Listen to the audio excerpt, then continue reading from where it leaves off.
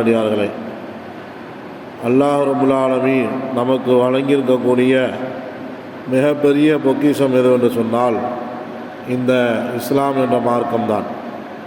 இஸ்லாம் என்ற இந்த மார்க்கத்தை அல்லாஹ் திருக்குர்ஆனில் சொல்லும்போது இன்ன தீன இந்தல்லாஹில் இஸ்லாம் என்று சொல்கிறான். அதாவது அல்லாஹ்விடத்திலே ஒப்புக்கொள்ளப்பட்ட மார்க்கம் இஸ்லாம் தான் என்று திருக்குர்ஆனிலே அல்லாஹ் சொல்கிறான். அப்பேற்பட்ட ஒரு மார்க்கத்திலே நம்மை பிறக்கச் செய்து நம்மை வாழச் செய்து கொண்டிருக்கக்கூடிய அல்லாஹ்விற்கு நாம் எவ்வளவு நன்றி செலுத்தினாலும் போதாது.